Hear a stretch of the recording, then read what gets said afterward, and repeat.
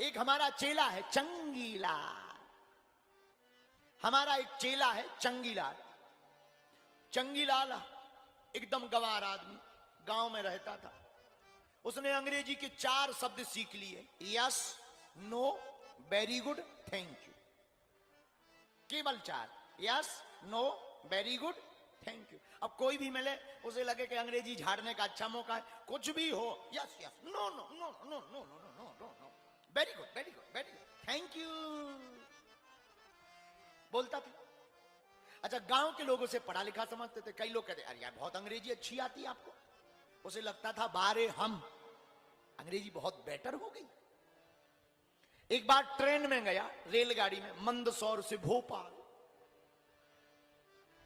डिब्बा में एक भाई साहब की अटैची खो गई, चोरी हो गई। तो सूट बूट पहने वो भाई साहब आए, बोले बताइए श्रीमान जी, आपने हमारी अटैची देखी क्या?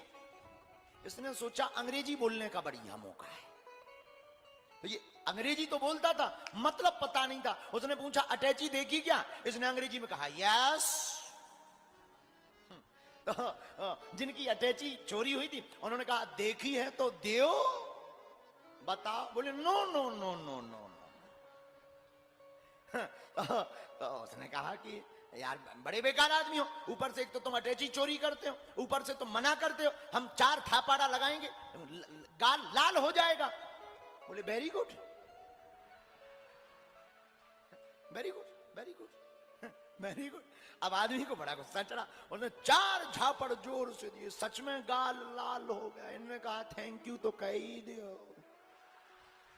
बोले थैंक यू, बताओ।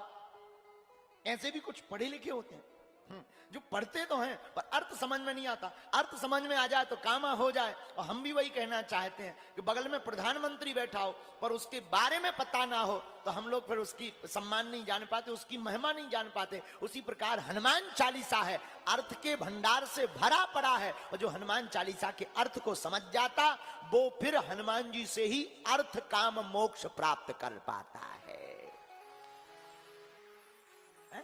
उसे सब कुछ इन्हीं से मिल जाता। और देवता चित्त न हनुमत से ही, और देवताओं को चित्त में रखते नहीं है, और देवताओं की पूजा करने की आवश्यकता नहीं है। हमारे वीर बजरंग बली जैसा कोई दूसरा देवता नहीं है। इसलिए हमने जो चौपाई पकड़ी, जो 7 बार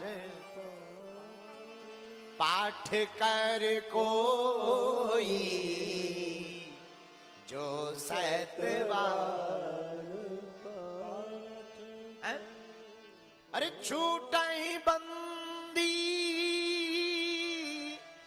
महासुख होई, छूटे ही बंदी महासुख होई। अच्छा, बंधन में तो समझ गए, बंधन में मतलब होता काया का बंधन, माया का